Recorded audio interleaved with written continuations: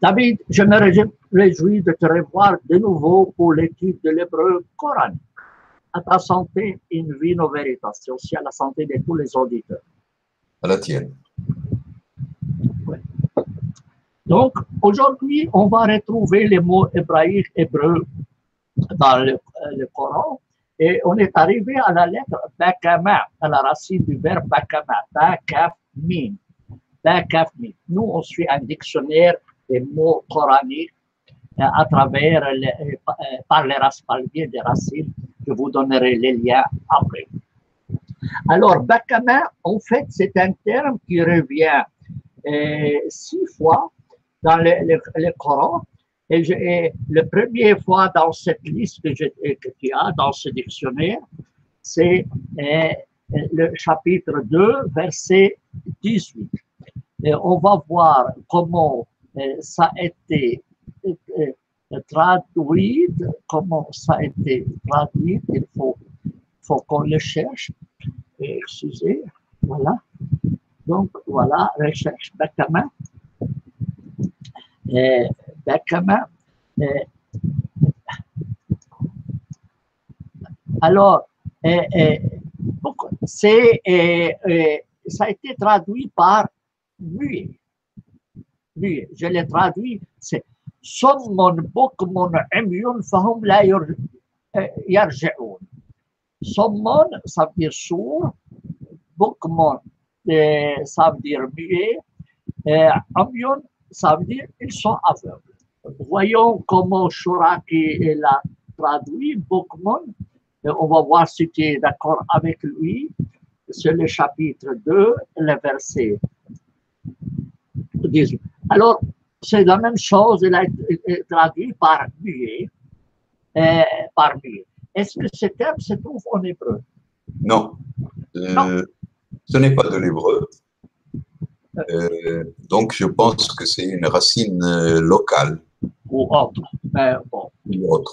C'est étrange parce que moi, j'aurais pensé que tous les mots ayant une racine arabe devraient avoir aussi une parenté hébraïque. Mais alors, je constate que ce n'est pas le cas.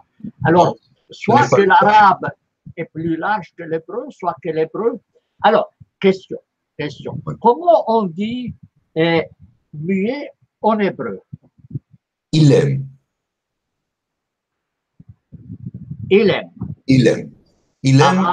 Il aime, c'est la même racine que almana, la femme qui est veuve. Ah oui, d'accord. Très bien. On va revenir à ça après, parce qu'il y a des chapitres qui commencent par Aleph Lam Mim. Voilà. Alors, avant de passer à un autre mot, je voulais faire une petite précision, Samy. Oui. J'ai vu, selon certaines remarques de notre étude ensemble, évidemment, il y a quelques critiques à faire à notre étude, parce que je pense qu'elle n'est pas complète. Pour faire une étude exhaustive, nous aurions besoin d'un expert en himyarit et en sabéen. C'est juste. Un expert en araméen et dans sa variante syriaque tardive. Ouais. Et je dirais même un expert en éthiopien. Oui. Parce que pour moi, la langue du Coran, l'idiome du Coran, est divisé en un tiers himyarit sabéen, donc local, une langue locale, un tiers à peu près en hébreu, un tiers de l'araméen syriaque et 10%, ça se partage entre l'éthiopien, qui est une langue proche, je parle de l'éthiopien ancien, le gaèze, qui est une langue qui est proche de l'hébreu, de l'araméen, du syriaque, de la langue himyarite. Et ensuite, il y a quelques mots en grec, en persan, en latin, mais c'est tellement loin de ces langues qui sont proches l'une de l'autre que ce n'est pas très intéressant. Et donc, mais par contre, il nous manque dans notre équipe 3 experts. Un expert en sabéen himyarite, un expert en araméen syriaque et un expert en éthiopien. Et David, pourquoi tu joins les Sabéens et les Himyarites? Parce que ce sont deux langues très proches. D'accord. Alors, je vais. Pratiquement identiques avec quelques petites variantes. Mais elles viennent les deux de la même région. C'est le mandéen. Le mandéen. Je ne sais pas si c'est le mandéen. En tout cas, c'est. On l'appelle le mandéen, oui. On l'appelle le mandéen. En tout cas, c'est du sud et de la région du Yémen d'aujourd'hui. Et aussi de l'Euphrate. Je pense que le mandéen est différent du himyarite et du sabéen. Non, mais les sabéens, les mandéens, c'est la même chose. Non, je ne parle pas du courant religieux que le Coran oui. sabé. Je parle de la langue sabéenne et himyarite. Ah oui, maintenant je sais. Mandéen qui ressemble plus à l'araméen. Oui, c'est juste. Alors maintenant, je saisis bien ce que tu veux dire. Oui, je sais. Alors, pour te rassurer. Donc, notre travail ne peut pas être complet. Il faut que le lecteur le sache. Oui. Alors, juste pour répondre à ta remarque, effectivement, moi, j'avais essayé d'aller à Rome et j'ai parlé avec une institution pour qu'ils me cherchent une équipe. Je me suis épuisé à chercher, j'ai rien trouvé. Et parce qu'évidemment, il faut une commission, mais pour y avoir une commission, il faut savoir qui les paye. Oui, forcément. Et puis, c'est pas un jour ou deux, c'est des mois et des mois et des mois. Qui a le temps, comme toi et moi, à perdre à ce petit travail d'étymologie? Alors, ce qu'on va faire, il y a des gens qui ont travaillé les Syriaques, mais plus ou moins. Sauma et Luxembourg, etc., qui ont travaillé plus ou moins les Syriaques. Toi et moi, on travaille l'hébreu, mais il y a un dictionnaire qui répertorie un peu tous les termes dans les différentes langues, mais ça va se faire dans une étape ultérieure. Alors, qui va faire ce travail? Nous, peut-être qu'on indique un chemin, une voie. Et moi, je vais publier après une nouvelle édition, une traduction du Coran en français, en anglais, en italien et l'édition arabe du Coran, où je tiendrai compte de l'hébreu et du syrien que j'ai déjà fait. J'ai déjà fait le latin et le grec. J'ai déjà fait. Alors, pour les autres langues, je vais me référer à ce dictionnaire spécialisé de cela. Maintenant, si tu trouves quelqu'un qui n'a rien à foutre, comme toi et moi, qui serait prêt à se sacrifier pour les Sabéens, les Himyarites, et les Mandéens, ou les Syriaques, ou autres, ou les Éthiopiens, nous les prenons. Mais pour le moment, on ne trouve personne. Alors, qui peut faire ce travail? Ça, c'est un travail de Harvard, mon cher ami. C'est un travail de Harvard ou de l'Université hébraïque de Jérusalem qui doit faire ce travail, non? Oui, je suis d'accord avec toi, mais comme ils ne le font pas, oui, alors on va faire peut-être un appel à des experts, à des spécialistes qui veulent contribuer à ce travail-là, parce que c'est un travail, je pense, qui est nécessaire, indispensable. Oui, alors il y a à Jérusalem, l'Université hébraïque, un institut d'études orientales ou langue arabe, à Haïfa, il y en a aussi, à Tel Aviv aussi. Pourquoi ils ne formeraient pas une équipe? Mais tu sais, David, pour faire une équipe, il faut beaucoup d'argent parce qu'il faut organiser les voyages, le séjour, l'hôtel, etc. Et les jours. Et c'est pas sur 1 ou 2 jours. Tu vois, nous, on travaille l'hébreu. Alors, qui va? Peut-être qu'on pourrait faire ce travail-là par l'intermédiaire de ce Skype-là, où chacun nous, après notre émission, ces experts-là nous donnent certaines références, occurrences sur le himyarite, sur le sabéen, sur l'éthiopien, sur l'araméen. Mais il faut que ce soit des personnes qui ont travaillé l'étymologie, pour que ça n'aille pas dans tous les sens et que ça ne soit pas de l'imaginaire. Et qu'ils ne réclament pas d'argent. Non, évidemment, tout se fait par bénévolat. bénévolat, nous faisons du travail du bénévolat. Il y a un monsieur qui s'appelle Red Holev, Oui. Red Holev, qui a demandé mon amitié. Bon, il semble que lui, il parle le syriaque. Et il écrit le syriaque. Alors, moi, je vais essayer de lui parler. Et je ne connais pas ces messieurs, je vais un peu l'étudier pour voir s'il accepte de collaborer, etc. Et moi, je n'arrive pas à atteindre Luxembourg pour voir si lui est prêt à collaborer, mais Luxembourg est vieux, etc. Mais bon, on fait ce qu'on peut. Bon, mais alors, tu as bien fait d'avertir, ce n'est qu'un début. Voilà. On montre le chemin. Et après, les chercheurs qu'ils fassent ce travail, les institutions officielles ne feront jamais rien. Je suis d'accord avec toi. Donc, ce qu'on va faire, Samy, c'est qu'on va continuer, ensemble, les deux, pendant encore 2-3 mois, Ouais. pour que ces participants, ces experts des autres langues, puissent voir, avertis, voient que nous faisons un travail systématique, et puissent ensuite nous rejoindre. S'il y a d'autres personnes, ce serait bien les bienvenus. Alors, David, moi j'ai un petit avis à te donner. Parce que toi, tu es en Israël. Donc, tu as et tu comprends l'hébreu et tu as tes corréligionnaires, ou ce que tu appelles, ce que tu veux, et qui sont à Tel Aviv et à Jérusalem et à Haïfa. Et certainement, tu peux les contacter. Et puis, tu leur dis, on fait cela, regardez nos vidéos. Qu'est-ce que vous en pensez? Avez-vous des propositions à faire? Et qu'on les avertisse qu'on fait ce travail. D'accord. Alors, c'est les plus proches. Et si on suit son personne? Je le ferai, d'accord. Ouais, d'autant plus qu'il y a aussi chez nous, à l'Université de Jérusalem, un département des langues pré-islamiques. Et il y a les arabophones qui peut-être s'intéressent à ces langues pré-islamiques. Quoique, Samy, par expérience, je sais que les arabophones ne s'intéressent plus à la langue himyarite et sabéenne. C'est un grand dommage, mais c'est comme ça.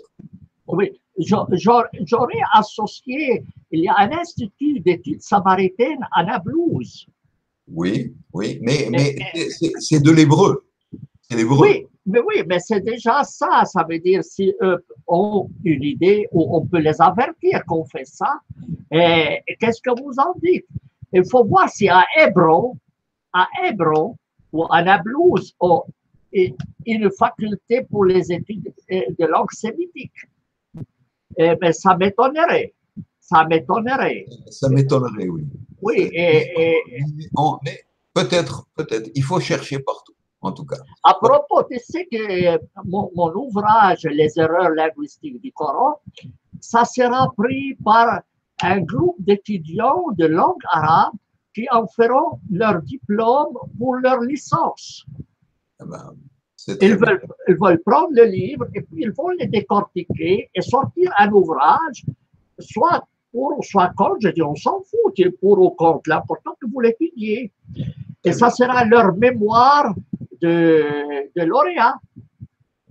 Mémoire de lauréat. Donc, c'est. Petite remarque, Samy. Les Samaritains, quand ils parlent dans leur langue, c'est une langue de l'hébreu ancien de la région de Samarie, n'appellent entre eux-mêmes jamais la ville Nablus. Ils l'appellent selon le nom hébraïque antique Shechem. Oui, Shechem. Parce que Nablus, c'est une déformation d'un mot latin, Néapolis. Néapolis. C'est du grec même. C'est du grec. Voilà. C'est du grec latin, Néapolis. Voilà. Alors, on passe à un autre mot. Alors, c'est Bekeya. Bekeya, c'est en fait, c'est l'opposé de rire, c'est pleurer. Voilà. Et ça se ressent dans le Coran 7 fois. Alors, je pense que vous devrez avoir vous devriez avoir en hébreu un terme pour pleurer qui correspond à ce mot hébraïque et arabe. Oui, tout à fait. Alors, dis-moi. Mais cette racine qui est ba, Kaf, ya, ha, ba, kaf, ha, et pas ba, kaf, ya, quoique il y a une variante avec ba, kaf, ya, mais il faut croire que les gens de la Bible, à l'époque, ils aimaient beaucoup pleurer. Parce que si dans le Coran, il y a 7 occurrences, oui. dans la Bible, il y en a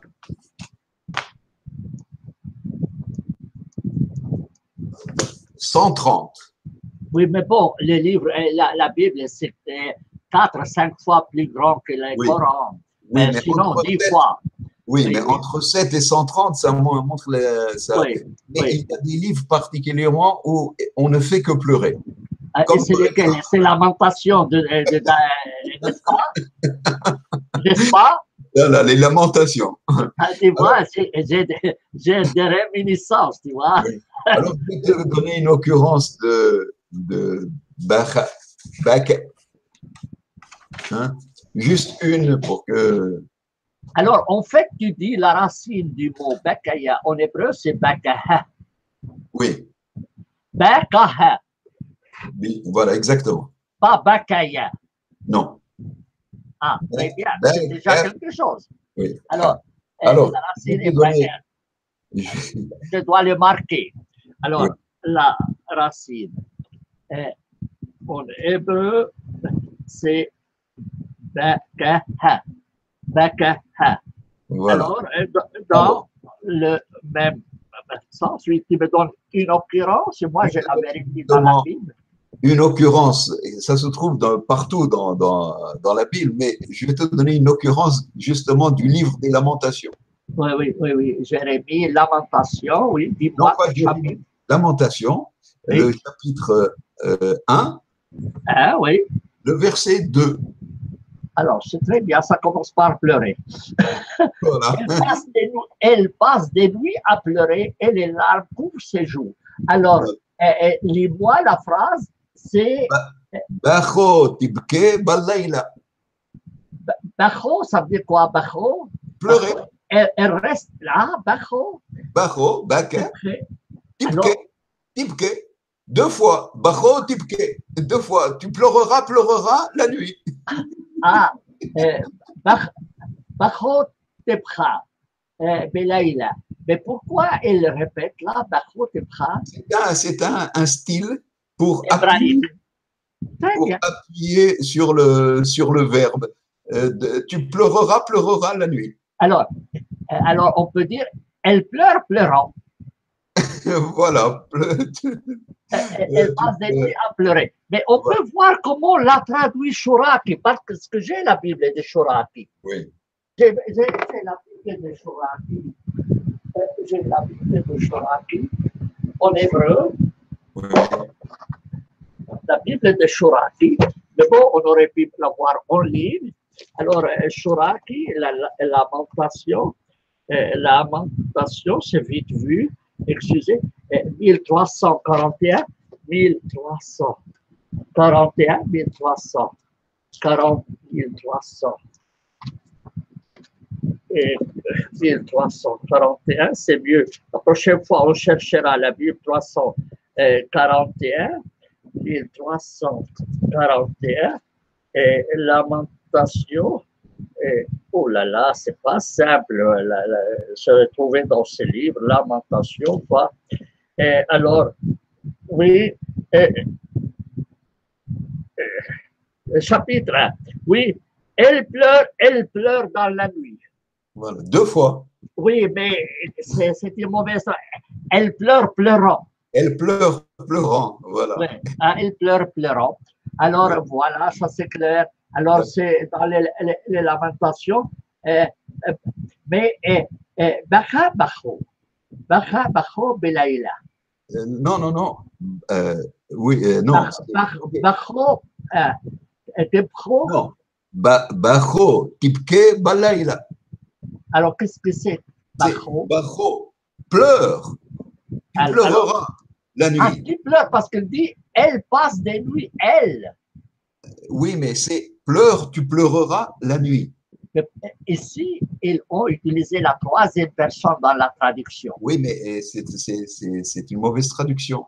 Tu Parce vois, alors ce qu'ils nous entendent, non, c'est pas que c'est une mauvaise traduction. Là, je te traduis tel quel. Maintenant, selon la conjugaison, on pourra savoir si c'est un masculin ou un féminin.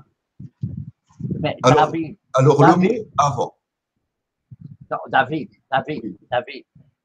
Et Shora qui traduit, elle pleure dans la nuit. Donc, c'est la troisième personne. Toi, tu es en train de traduire par la deuxième personne. Je sais bien, mais je te dis parce que je n'ai pas le verset entier. Lui, il a pris dans le contexte. Oui. Alors tu peux l'ouvrir. Toi, tu as la Bible. Alors, je vais ouvrir la Bible. Oui. Alors, tu me dis pourquoi est-ce que toi, tu utilises la deuxième personne alors que c'est la troisième personne? Je vais te répondre, je vais te le dire. Oui.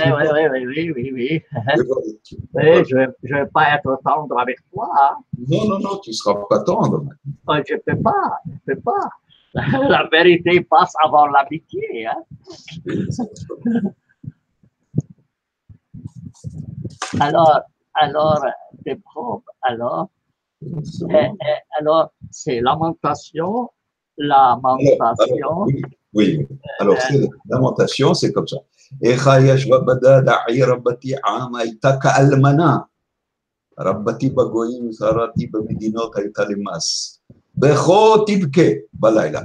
as raison, c'est la troisième personne du singulier au féminin. Parce que le verset d'avant, il parle de la ville, donc de Jérusalem, et il la considère comme une veuve. Qui pleure. Elle pleure pleurant. Elle pleure pleurant. Elle pleure des pleurs. Elle se lamente, se lamentant. Alors ici,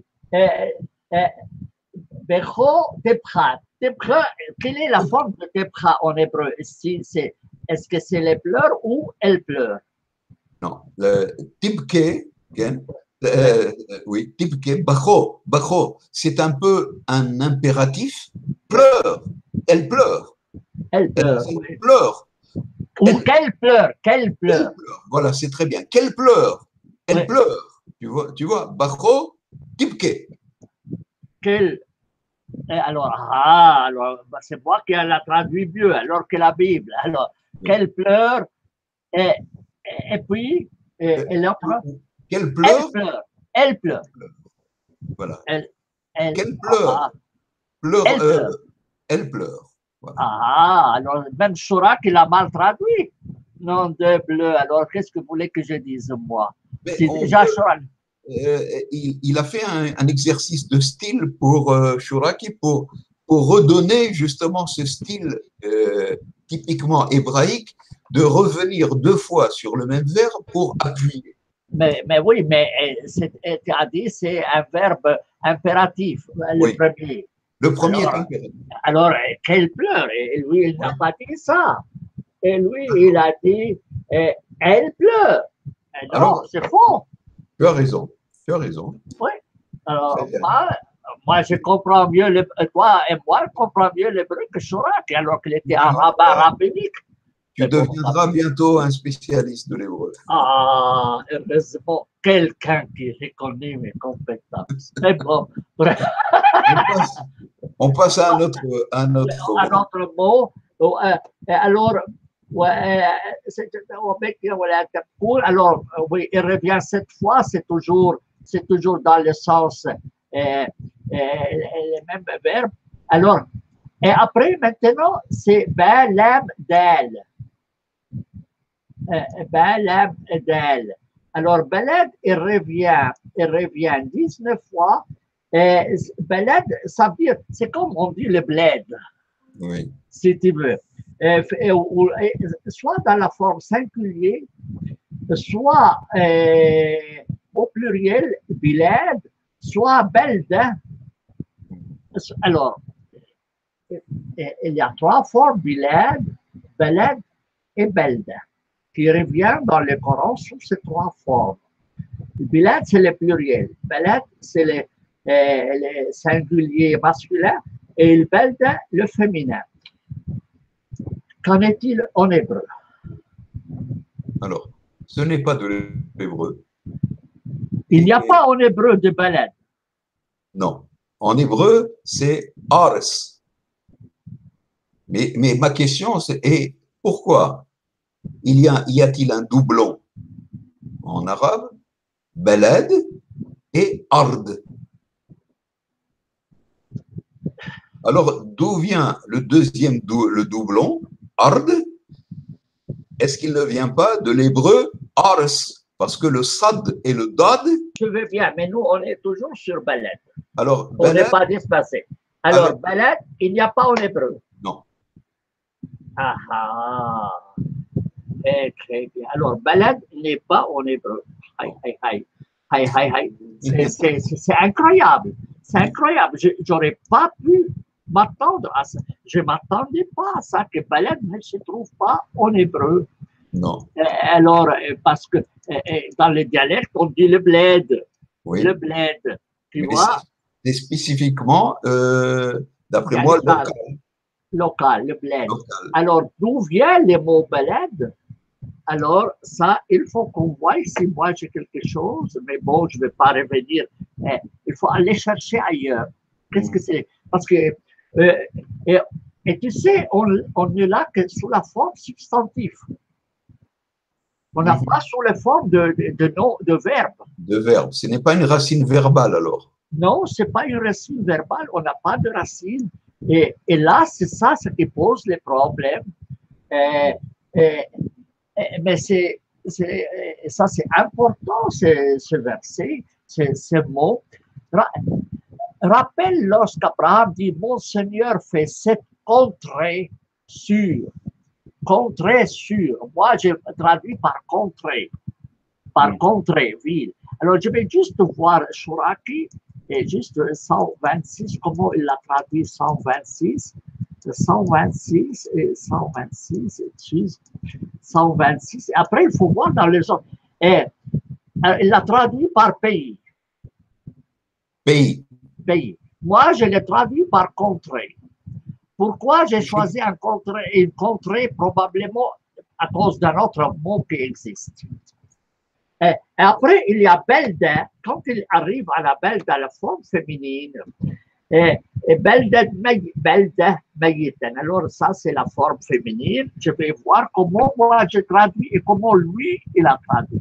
C'est intéressant qu'on vérifie les deux traductions, même si ça n'a pas de rapport avec l'hébreu, mais pour vérifier. Et toujours contre. J'ai traduit toujours contre, j'ai été fidèle à moi-même. Alors, je vais voir comment Chouraki, il a traduit 25, 49, 25, 49, 25, 49, je m'excuse, voilà.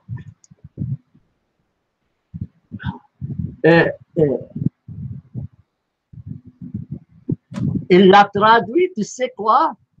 Un sol. Sol. C'est pas pays. Belda. Ni sol, ni pays et ni contrée. Sol, le sol. Il a traduit sol. Alors, et après, al-bilad, quand c'est sur la forme plurielle, juste, on va voir comment, s'il est resté fidèle lui-même, si je suis resté fidèle à moi-même, ou si lui, il est resté fidèle, on ne sait pas qui est fidèle à l'autre. Alors, juste, il faut que je cherche dans ma traduction. Ici. J'ai toujours traduit contrée au pluriel, et lui, 89 verset 8. 89 verset 8, 89 verset 8. Et on va voir comment lui il a traduit. Cette fois, c'est pays. Une fois, elle a traduit pays, une fois sol. Et pourtant, c'est les mêmes termes. Alors, c'est un problème. c'est un problème. Chez moi, respecter l'harmonisation. Oui, oui. Je pense que contrée est la meilleure traduction pour Beled. Probablement, probablement, probablement. Voilà. Alors, donc, voyons, donc, juste pour avertir les lecteurs, c'est que les traducteurs n'ont pas eu la possibilité d'avoir accès à des ordinateurs où ils apparaissent de rechercher et ils n'ont pas harmonisé pour le même terme qui se répète. Ils lui donnent une autre traduction, un autre mot. Donc, chez moi, j'ai essayé autant que je peux d'harmoniser la traduction. Et je peux vous assurer que j'ai contrôlé beaucoup de traductions. Probablement, je suis le seul traducteur qui a respecté l'harmonisation. Mais ce n'est pas grâce à moi. Je ne suis pas convaincu que c'est une histoire d'ordinateur. Je pense que les traducteurs du Coran font des effets de style et à cause de certains effets de style, ils deviennent infidèles à ce qu'il y a écrit dans le Coran. Et souvent, ça se passe aussi chez les traducteurs de la Bible, où le même mot est traduit de 5, 6, 7 différents effets de style, de manière, pour enrichir le texte. Mais ça trompe le lecteur qui a l'impression que l'hébreu est une langue très très riche alors qu'elle n'est pas une langue riche et qu'ils ont l'impression aussi que la langue du Coran est une langue extraordinairement riche alors qu'elle ne l'est pas. Mais David, moi, je pense que plutôt c'est le problème de mémoire. Comment tu peux te rappeler que ce verset, que ce mot s'est répété ailleurs?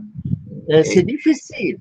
Mais c'est tout simple, parce qu'on sait que Beled, si on le traduit par un mot, on se rappelle quand même le mot Beled. On peut pas oui, mais il y en a des milliers de mots dans le Coran. Comment tu te rappelles que tel verset, il est où, à moins que tu ailles le chercher? Tu vois? Et souvent, nul besoin d'aller le chercher. Il suffit de savoir, par exemple, moi dans la Bible, dans ma traduction, il y a écrit le mot Eretz. Alors je vois Ares, okay? Alors je vois, c'est un mot qui signifie le pays. Pays. Ares Israël. On ne peut pas le pays. Mais pourtant, certains le traduisent par terre d'Israël. Or, terre, en français, il y a deux sens. Le terre, c'est le sol, d'un point de vue du physique, et terre, c'est dans le sens de pays. En hébreu, ce sont deux mots différents.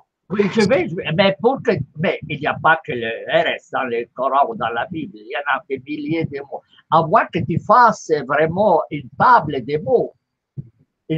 mots, un dictionnaire de mots coraniques, et chaque fois tu notes comment tu l'as traduit une première fois, et chaque fois que tu tombes dessus, tu vas utiliser la même. Parce que moi, je n'arrive pas à me rappeler tous les mots, David. Et moi, je me sers du Coran, des dictionnaires et de l'ordinateur. Tu vois, c'est pas facile de se rappeler. La mémoire de l'homme, la mémoire de l'homme est limitée. La mémoire de l'homme. Quand même, Samy, quelqu'un ne peut pas traduire Beled une fois par pays et une autre fois par sol. Oui, mais tu sais. C'est trop, sa mémoire, ou alors sa mémoire est défaillante. Bon, enfin, passons à un autre mot. David, il y a certains mots qui reviennent 150 fois. Comment il peut se rappeler tout? Il ne peut pas. Mais bon, c'est égal. C'est égal. C'est égal. Alors, maintenant, c'est Belessin. Belessin, alors, c'est un terme très drôle. Belessin, et c'est un terme qui n'est jamais utilisé en arabe parlé. Il n'est jamais utilisé dans l'arabe parlé. Et c'est un mot qui revient dans le Coran pourtant 5 fois, et je suis presque sûr que ce n'est pas de l'arabe. Je suis presque sûr. Comment tu le traduis dans le Alors, consterné. Je l'ai traduit par consterné. Et je vais voir comment on l'a traduit. 30, 12, mais j'ai une petite remarque à faire là-dessus, mais je vais voir Et, et tu sais comment lui l'a traduit? Et lui, ils seront muets. Comment? Muets. Muet? Oui. Alors, mais il y a, il y a une autre occurrence, il y a plusieurs occurrences dans les Corans, mais on va voir si lui, il a toujours traduit la même chose. Mais pourquoi il a fait ça? Allez savoir, et je vais voir, il y a un autre verset, c'est le chapitre 6, verset 44, 6, 44, mais là, on va voir comment s'il a respecté l'harmonie. Il l'a traduit désespéré. Une fois, il utilise muet, une fois désespéré, alors que c'est la même racine. Voilà, c'est un exemple typique qui risque de tromper le lecteur du Oui, Coran. oui. Alors que chez moi, David, le simple, je ne suis pas un rabbin, tu vois. Je ne suis pas un rabbin comme Chouraki, tu vois. Et moi, je l'ai traduit par consterné. Alors, et l'autre verset, comment je l'ai traduit, juste pour te dire, donc pour te dire que j'ai respecté normalement, je veux voir si j'ai respecté l'harmonie. Parce que moi, bon, j'ai l'ordinateur, lui, il n'a pas l'ordinateur. Et les voix consternées, j'ai toujours traduit par consterné. Très bien. Et tu vois, ça c'est du travail. C'est du travail. Tu vois, mais j'ai ici, mon cher ami, 8 traductions italiennes, je peux te dire qu'il n'y a pas une seule qui a respecté l'harmonie. Il n'y a pas. Je suis pratiquement le seul. Ça ne veut pas dire que ma traduction est la meilleure, mais au moins, si je me suis trompé, je me suis toujours trompé de la même manière. Pas une fois comme ça et comme ça. Et Chouraki, une fois, il utilise muet et l'autre fois désespéré. Ça ne va pas. Oui. Alors, dis-moi, est-ce que ça est un mot hébreu? Non. Tu sais que ça me rappelle à quoi? Ça me rappelle Iblis. Ça te rappelle Iblis? Oui. Ah. Donc c'est bizarre ça. Oui, Balassa Iblis, c'est pratiquement la même forme. Oui. Alors, y a-t-il un lien, Balassa? Alors, attends, je vais voir David. Je vais voir, ça c'est drôle, hein? Tout d'un coup, moi j'ai le sens que ça devrait être une parenté de Iblis. Que c'est un dérivé de Iblis, donc c'est un mot grec. Mais Iblis vient de diabolos, le diable. Mais je ne sais pas, Iblis, en tout cas dans le Coran, Iblis. Ça m'étonnerait, Samy. Je pense que bien c'est une racine locale. Ben c'est Iblis. Ou bien c'est une racine araméenne, syriaque. Alors, mais je vais voir et je vais regarder comment ça a été le 30-12. Qu'est-ce que moi, le 30-12, alors, il faut que je cherche. Ça, c'est vraiment pas simple. Le 30-12, alors je vais le voir dans le dictionnaire arabe, dans ma traduction. Alors, c'est 84-12. 84-12. Il faut que je cherche dans mon édition arabe. 84-12. Je vais voir si j'ai fait une remarque. 84-12. 84-12. 84-12. Je vais voir s'il y a quelque chose. Mais bon, 84-12. Il y a Blessou, Balassa, il y a Blessou. Balassa, 84-12.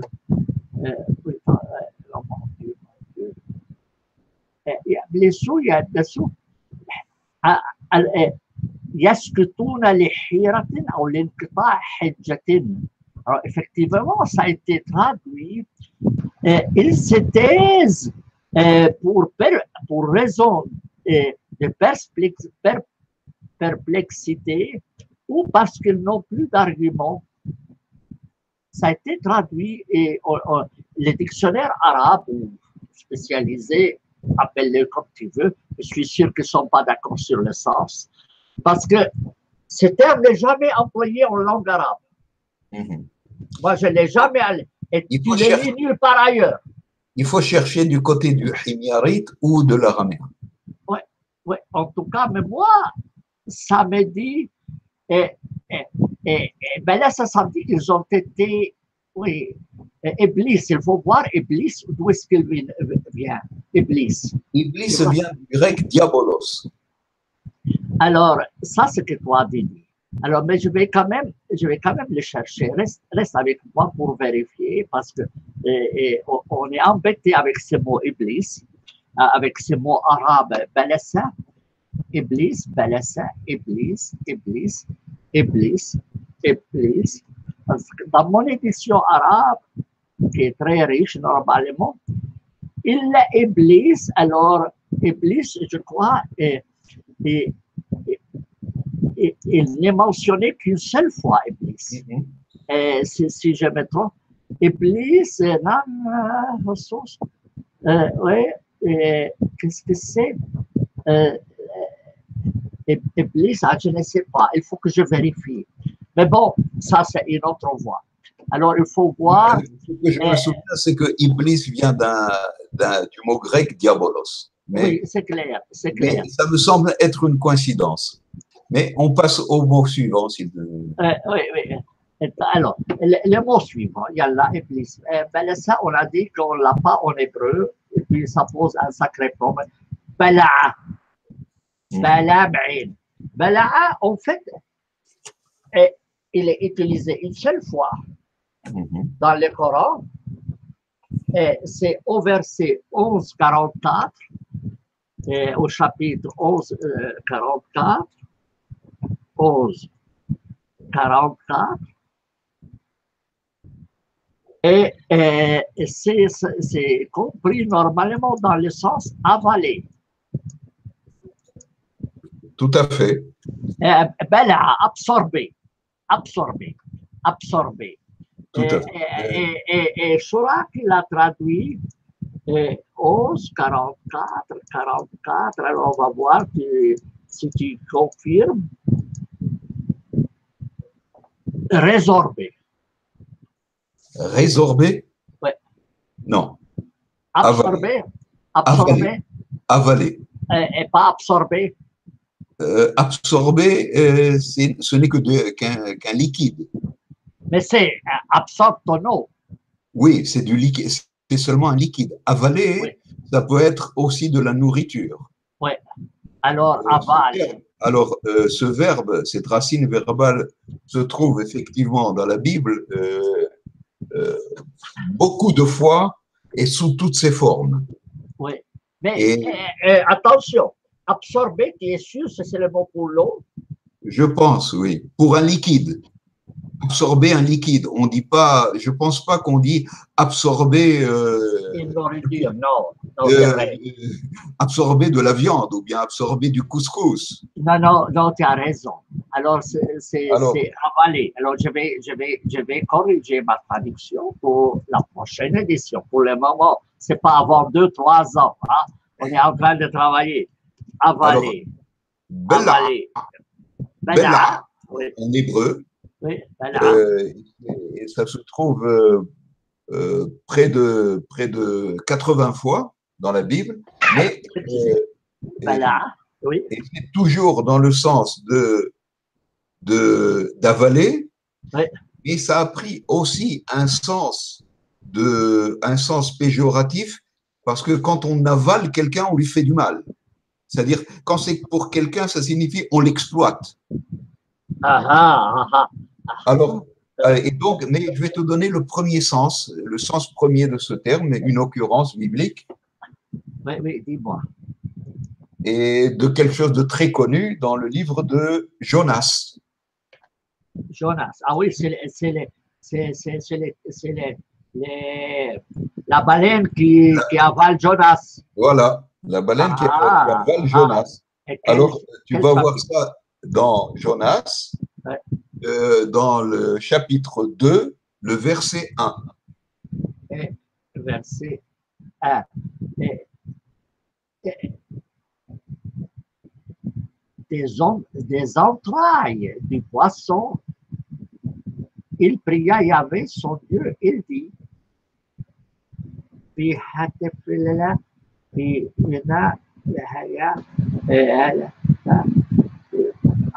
n'y a pas Bala là-dedans, mon ami. Mais évidemment qu'il y a. Il est où? Wayiman Yahwa Dag Gadol Libloa. C'est verbal, c'est dans la forme verbale. Libloa et Yona. Et Dieu fait. Quel verset? Quel verset? Quel chapitre? Quel verset? Le chapitre 2, le verset 1. Ah, c'est une autre numérotation, David.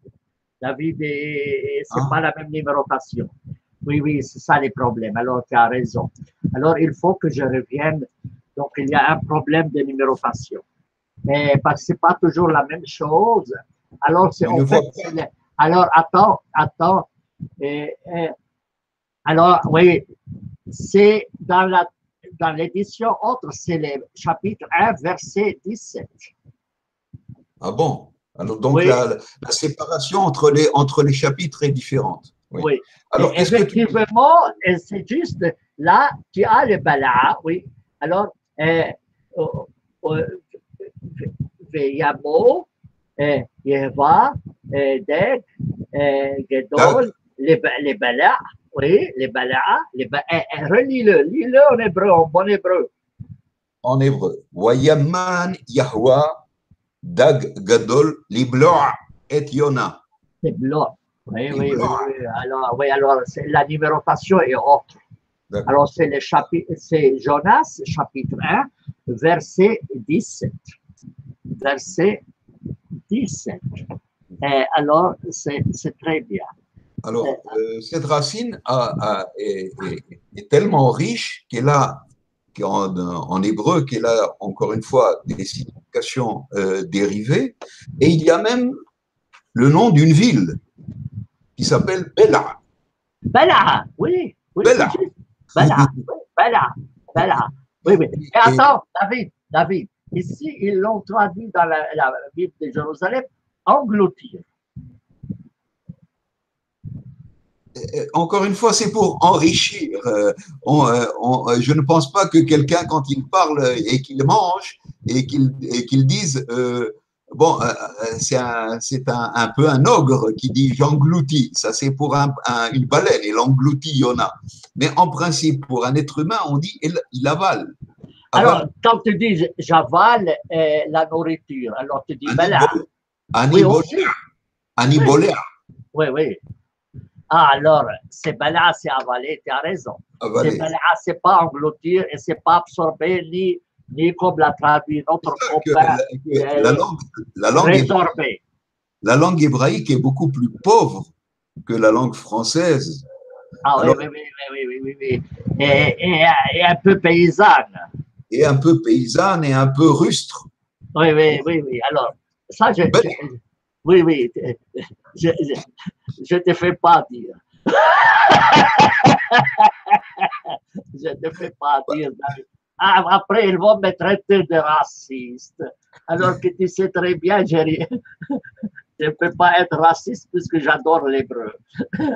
Alors, oui. Par exemple, quand on dit le substantif, l'avalement, je ne sais pas si ça existe en français, on dit plia. Mais tu sais, en arabe, Baloua, c'est quoi? C'est la cuvette de toilette qui avale. Baloua, oui. Alors, j'ai même écrit un article qui dit qu'attends-tu de la baloua, de la cuvette de toilette? Parce qu'elle avale l'eau, tu vois. Tu n'auras pas du parfum, tu vois. Mais c'est une insulte, tu dis. Et tu dis, Houa Baloua. Ça veut dire il avale tout, tu vois. Baloua, c'est vraiment. Je suis persuadé que c'est une racine hébraïque que le Coran a empruntée. Ouais. Oui, et elle n'a utilisé qu'une seule fois. Mais bon, très bien. Ça n'a pas alors, que ça. Oui. Maintenant, on a un mot qui revient souvent, c'est balagha, qui revient 77 fois, et, qui est en fait, euh, euh, qui, alors, il est utilisé sous deux formes, soit verbale, soit substantif, soit même adjectif. Alors, ou même deux formes, mais bon. Alors, je vais te donner le premier. Alors, avant tout, y a-t-il un mot hébreu qui ressemble à balagha? Pas du tout. Oh, mais je suis désolé. Je suis désolé pour toi. Qu'est-ce que c'est comme langue? Mais regarde, Samy, ce verbe-là, balagha, qui d'après moi est spécifiquement local. Local, c'est du himyarite ou du sabéen. Donc. Et ce verbe-là, il a quand même aussi un sens de parvenir, atteindre, n'est-ce pas? C'est ça. Mais quand on dit, par exemple, on l'utilise, on dit aussi envoyer quelque chose, n'est-ce pas? Ou faire parvenir. Faire parvenir, faire Oui. parvenir. Oui. Donc, ce verbe-là a aussi un sens qui se rapproche au verbe rasoul. Et justement. Alors, pour cela, ya ayyuha rasoul balligh, ô messager, fais parvenir. Donc, regarde, il y a deux mots qui se ressemblent étrangement, qu'aujourd'hui, on a séparé en disant que Rasoul, ça signifie envoyer, et Balagha, ça signifie faire parvenir. Or, d'après moi, aussi bien Rasoul que Balagha signifient les deux envoyer quelque chose. Envoyer oui, alors, il y a aussi Balagh. Balagh, c'est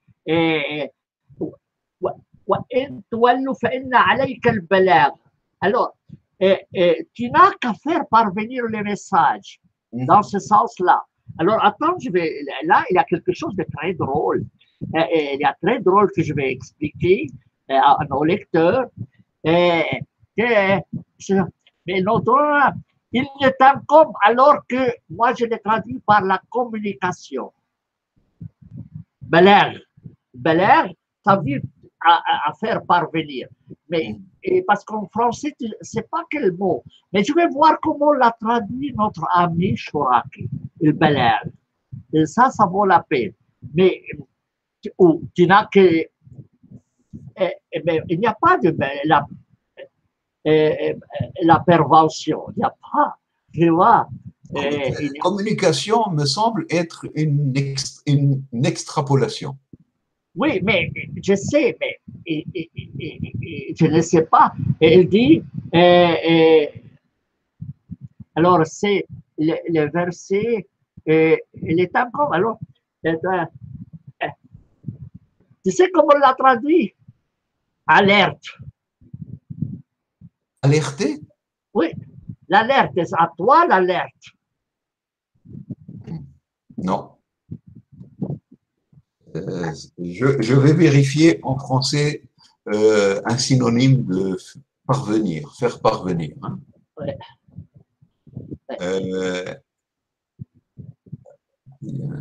C'est un problème en français parce qu'il n'a pas tout à fait toutes les formes. Il n'a pas toutes les formes. Oui. Et c'est un gros problème, ça. Oui, c'est ça. Comment garder les mêmes termes avec les mêmes dérivés. Alors, le balagh, tu sais aussi, et tu sais qu'est-ce que c'est la balagh? Hein? Le balagh en arabe, ça signifie l'éloquence.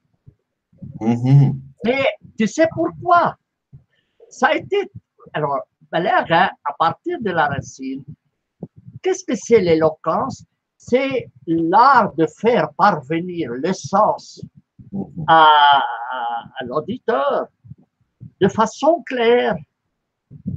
Oui, je comprends. C'est pour Mais cela encore que ça une fois, s'appelle balagha. mais encore Alors, une fois, c'est un sens dérivé, c'est-à-dire qu'à partir d'un certain sens, on a enrichi le vocabulaire, oui. alors que nous recherchons l'étymologie. Alors, attention, alors, pour cela, il y a des problèmes. Alors, eux disent le Coran, kitabun baligh.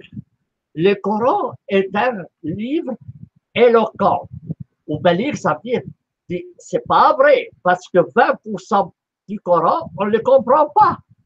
Non, c'est une mauvaise traduction. Éloquent, c'est une extrapolation musulmane. Oui, mais baligh, dans le sens de baligh, ça veut dire il fait parvenir le sens. Mais en français, il n'y a pas d'autre mot. Balagha, nous n'avons pas en français un terme qui correspond à balagha. Et ça veut dire, tu sais, Cicéron, c'est un bon orateur. Tu vois, c'est un éloquent, on dit, éloquent.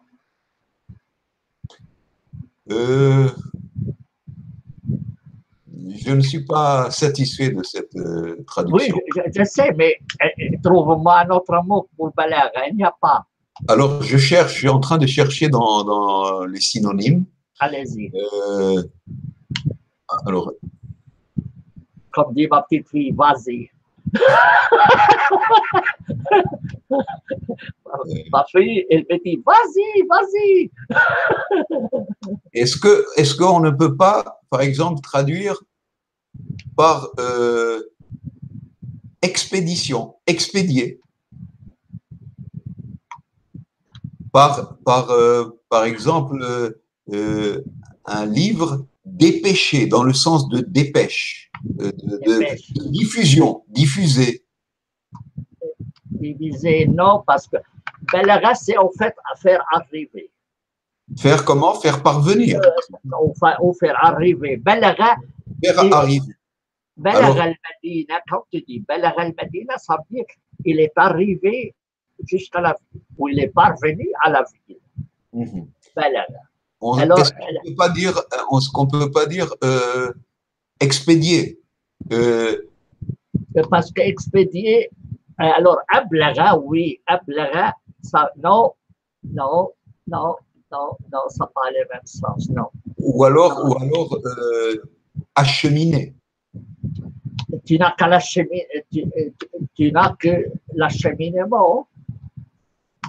C'est un problème. En français, c'est un problème. Hein? Ben oui, c'est ça le problème. Pour cela, notre ami à toi l'alerte, il a traduit par alerte.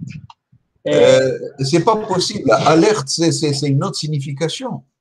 Et pourquoi on ne pourrait pas traduire par l'envoiement, l'envoi? Oui, mais parce qu'elle a été utilisée pour un autre mot. Oui. Mais attends, David, tu sais, quand tu fais un coup d'État, les putschistes font une proclamation. Proclamation numéro 1, balagh lil-umma. Une déclaration à la nation. Alors, une proclamation. Tu n'as qu'à proclamer. Samy, ce n'est pas une bonne traduction parce que proclamer peut être ici sans bouger. Oui. Je proclame et je déclare. Alors que dans balagha, il y a le sens de faire parvenir. Dans parvenir. Oui. Alors, comment? En français, on n'a pas les termes. Il me semble que le mot envoie. Quand les putschistes font une acclamation ou une proclamation. Oui, mais ça c'est dans l'arabe moderne aujourd'hui. Nous, on parle du Coran. Comment traduire le Coran? Alors, mais en arabe, on a dans le Coran balagh. Oui, je sais. C'est sur une proclamation. Est-ce que dans le Coran, il y a le sens de proclamation? Alors, on va voir. Alors, on a le terme balagh. Oui, oui, on a le terme. إن في هذا البلاغ إلا البلاغ et le terme balagh se trouve dans le Coran. Oui, ça je le sais, évidemment. Mais est-ce que dans le sens de proclamation? Alors, je vais voir comment ça a été traduit. Alors, je te dis, notre ami Chouraki l'a traduit par alerte. Et tu n'as qu'à les alerter. Et Non. moi, je l'ai traduit 3.20, il n'est un compte que la communication. Alors, communication, oui, parce que les types, ils communiquent. Non, je ne suis pas satisfait ni de la traduction de Chouraki ni de la tienne. Alors, donne-moi une. Alerte, c'est alerter. Ah ouais, ouais, ça. Communiquer, dans le sens communiquer, c'est mettre en commun. Hein, Ouais. c'est la racine, mettre en commun deux choses. Alors que là, non, c'est faire parvenir à quelqu'un, c'est un envoi.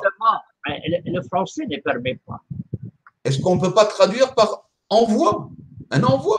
Non, mais les putschistes ne font pas un envoi quand ils ont fait un coup d'État. On parle des putschistes d'aujourd'hui. Moi, nous, on parle du Coran. Est-ce que dans le Coran, on ne peut pas traduire par un envoi?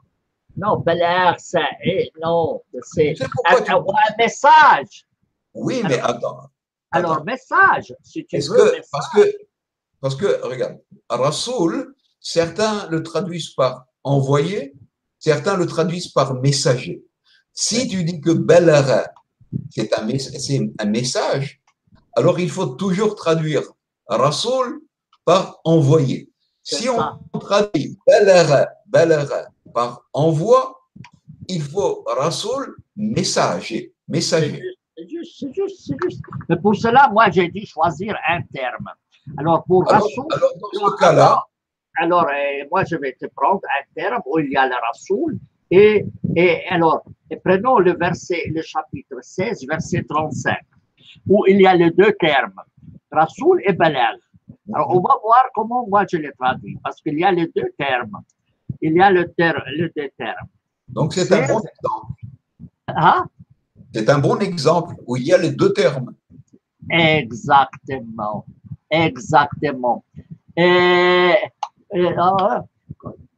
Alors, Rasoul, moi, je l'ai traduit par envoyé. Et Balagha? Et Balagha, communication. Alors, il aime compétir à l'envoyer autre chose que la communication. Voyons ce qu'il a dit notre ami Chouraki. Alors, Chouraki, 16, 35, yallah, 35. Avant, elle avait traduit alerte, cette fois le message. Ça ne va pas du tout. Pour les envoyer quoi d'autre que les messages manifestes? Alors, non, alors là, c'est bon. Envoyer message. Alors, donc Balagha, c'est donner un message, faire parvenir un message. Il faut traduire. Messo, c'est l'envoyer. Comment? Au latin, le verbe le message, ça vient d'un verbe latin qui signifie envoyer. Très bien. Le Messie. Messie? Non. Mais oui, le Messie, ça veut dire l'envoyer. Non. Oui, je sais qu'en hébreu, ça signifie loin. Non. Le Messie, c'est peut-être une coïncidence sonore. Oui, mais je sais. Le Messie, c'est un calque sur le mot hébreu Mashiach. Ça vient loin. Lequel on a oint de l'huile. C'est ça, je sais, Massaha. C'est la même chose. Alors, mais les termes, message, l'étymologie de message, c'est du latin qui signifie envoyer. Oui, mais ça n'a aucun rapport avec. Je sais. Il n'a que le message. Alors, toi, tu dis ici, au lieu de dire que la communication manifeste, tu dis qu'un message manifeste. Exactement. Alors, d'accord. Alors, nous, on va dire comme ça. Alors, Balagh, alors, on va dire Balagh,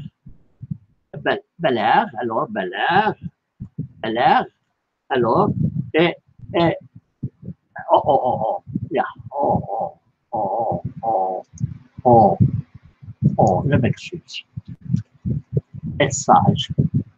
Message. Bien. Alors, donc, Balair. Mais alors, si tu dis le Coran, Balir, ça tu veux dire quoi? Si le Coran est éloquent, كتاب بلاغ بليغ هو كتاب بليغ. Est un message. Oui, non, balir, ça veut dire quelque chose qui oui, j'ai compris. C'est un épithète. C'est un épithète. Le Coran est diffusé et non. Répandu. Non. Un Coran, attends une seconde, un Coran partagé. Non plus. Non, balir, ça veut dire parce que moi, il faut arriver au terme éloquence. Et balagha, ça veut dire quelque chose un message qu'on transmet clairement. Mm-hmm. Voilà. Alors transmis. Le Coran transmis. Est un transmis clair. Oui. Alors, on peut traduire toujours balara par transmis. Alors, ici, ça serait donc, là, vous voyez autre chose que la transmission.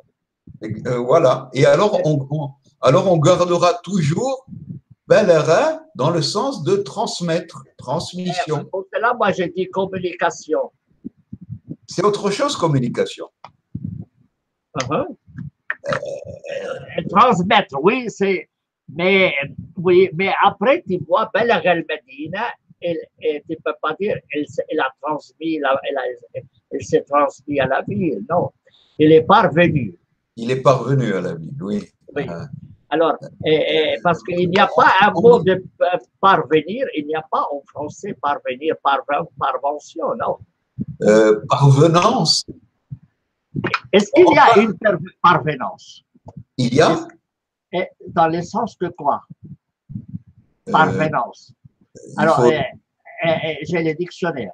La parvenance, si ça existe, ce serait parfait. Ça serait parfait si on trouve dictionnaire français en ligne, parvenance, ici, le trésor de la langue française.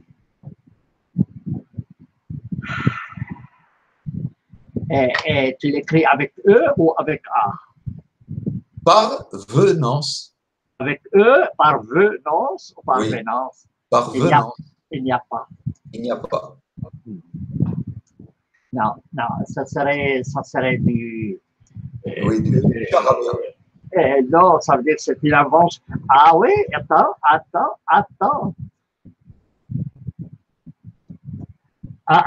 Il y a leur parvenance. Ça existe, parvenance. Oui, leur parvenance. Alors, on le trouve dans Google, mais attends. Il faut voir le dictionnaire, le trésor de la langue française, le trésor de la langue française, parvenance, et trésor.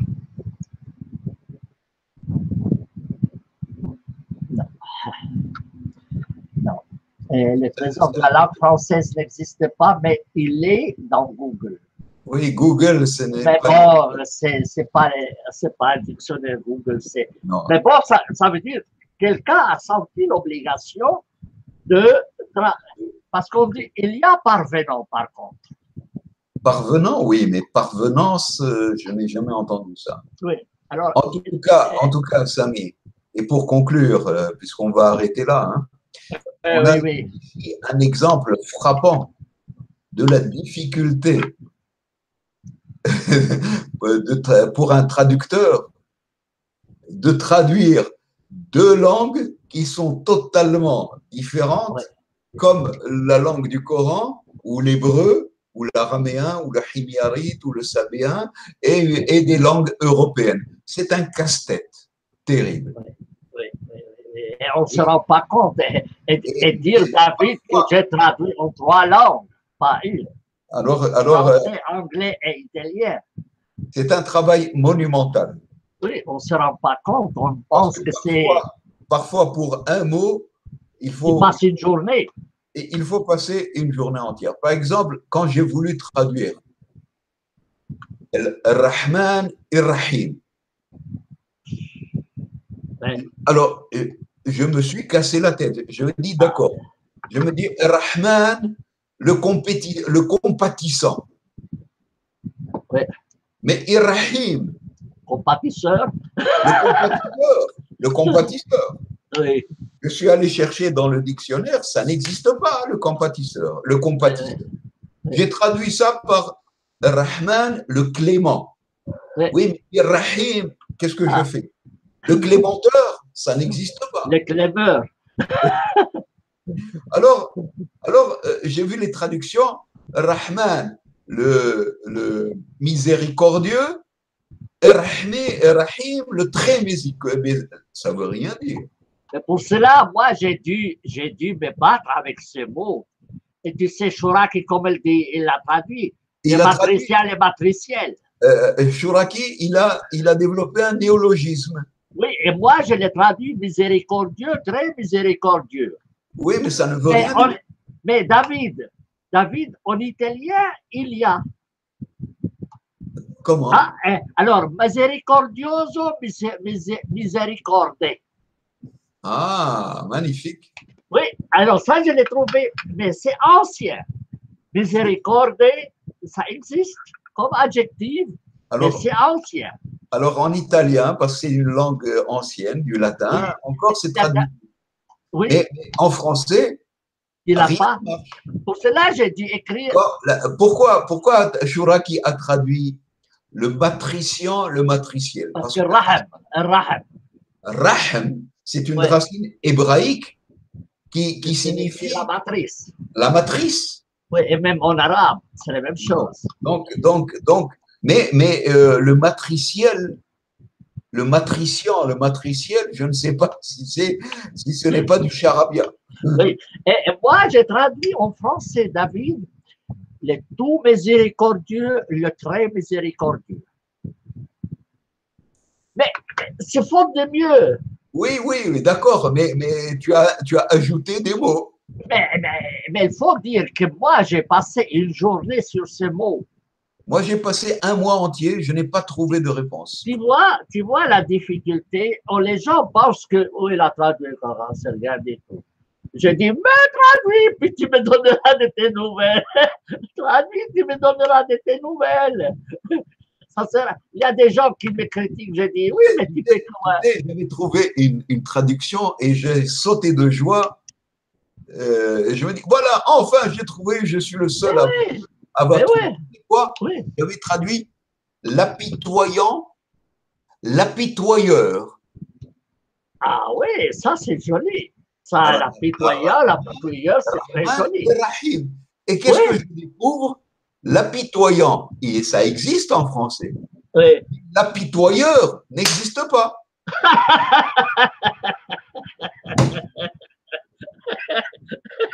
Alors je me suis dit, David, va te coucher et laisse tomber la traduction du Coran. Oui, l'unique, et moi j'ai traduit en 3 langues, l'unique dans lequel ça a marché, c'est l'italien. L'italien. Seulement l'italien. Mais j'ai discuté avec des Italiens pour savoir. Ils se sont cassés la tête. Ils ne savaient pas comment, même de Florence, la ville de la langue italienne, se sont cassés la tête. Je dis, moi j'ai découvert. Misericordioso, miséricorde. Ils m'ont dit, oh, c'est pas faux puisque les mots existent. Voilà. Voilà. Alors, on va terminer là. Non, mais c'est un bon exemple pour que les auditeurs se rendent compte de la difficulté qu'on a à traduire. Donc, pour cela, quand on me dit comment tu juges tel traducteur ou telle traduction, je je ne sais pas de condamner parce que je sais que là sont les difficultés derrière la traduction. Le pauvre type, il a dû s'arracher les cheveux. Tu vois? Donc, il faut avoir pitié de lui. C'est comme les traductions de la Bible. C'est un forcené. C'est un forcené. Elles sont toutes erronées. Toutes. Oui, toutes. Mais tu as bien vu, on a vu Lamentation. C'est moi qui ai trouvé la belle traduction. Chirac était incapable. Oui, qu'est-ce que tu veux que je fasse? La Bible de Jérusalem, elle a fait faux. Chirac, il a fait faux et moi, je l'ai fait juste. Il y a des erreurs dans toutes les traductions. Oui, mais les Italiens disent très bien traduttore, traditore. Traditore. Le traducteur est un traître. Et tu sais, le plus joli, David, que j'ai entendu, il y avait un ministre, je crois, il était polonais, qui, quand il parlait le polonais, tu vois, ses propres compatriotes ne le comprenaient pas. Mais quand il y avait un traducteur, il dit, on comprenait le traducteur, mais pas le ministre. Parce que les traducteurs les arrangeaient à sa manière. Alors, les Polonais eux-mêmes ne comprenaient jamais leur ministre. Et alors, ils attendaient que les traducteurs traduisent ça en anglais pour voir qu'est-ce qu'il a voulu dire le ministre. Moi, je pense que c'est mieux parce que certains qui entendent les politiciens, ils ne comprennent rien du tout de ce qu'ils disent parce que les politiciens eux-mêmes ne se comprennent pas. Oui, mais tu sais, il y a une fameuse parole d'un diplomate, d'un politicien suisse. Et lui, on dit, qu'est-ce que tu veux dire? Il dit, comment je peux savoir ce que je veux dire avant de l'avoir dit?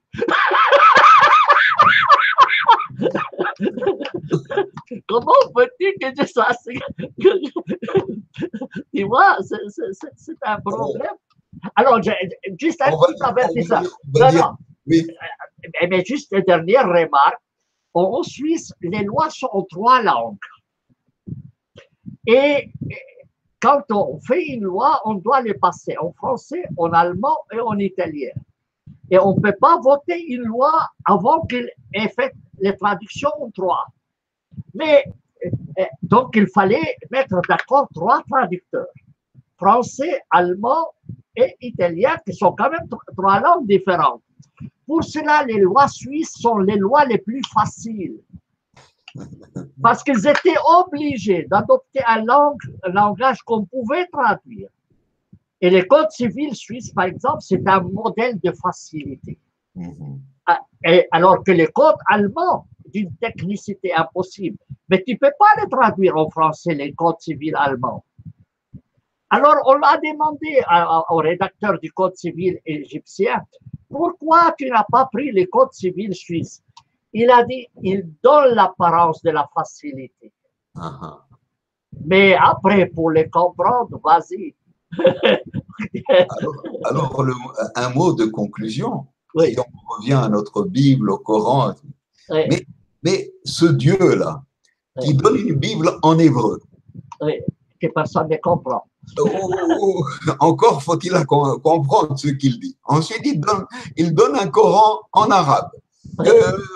Personne ne comprend finalement qu'est-ce que ça veut dire. Et ce Dieu-là, c'est un polyglotte. D'accord, on est d'accord. Mais est-ce qu'il n'aurait pas pu faire quelque chose de plus simple quand même pour ne pas rendre fou l'humanité? Oui. Et tu sais, j'ai reçu un message, c'est le dernier que je te raconterai. Un francophone qu'on a voulu convertir à l'islam. Il ne voulait pas. On lui dit, dans tous les cas, tu ne vas pas comprendre le Coran parce qu'il faut que tu le lises en arabe. Autrement, tu ne le comprends pas. Il me pose la question, est-ce que c'est vrai? Je lui dis, écoute, vaut mieux le lire en français qu'en arabe. Parce que le traducteur, au moins, il a fait un effort de compréhension. Et je dis, 20% du Coran est incompréhensible, même par le plus grand exégète. Chez les mêmes, Tabari est un homme extraordinaire comme exégète. Pour les mêmes mots, il te donne 20 sens différents. Et puis toi, tu te démerdes comme tu veux. Tu te démerdes comme tu veux, tu vois, mais il est honnête, il te donne 20 sens contradictoires. Après, il dit que le Coran est éloquent. Va Oui. te faire voir ailleurs. Et qu'il est divin. Voilà. Allez, David, on s'arrête là, à ta santé et à la à la santé tienne. de tous les lecteurs. On s'excuse, on est allé dans tous les sens, mais que vous compreniez, mettez une fois dans la tête d'un traducteur. Et le seul traducteur en 3 langues, hein, et le seul savant et hébraïsant qui a travaillé sur ce sujet. David, j'arrête. Et puis, on passe à des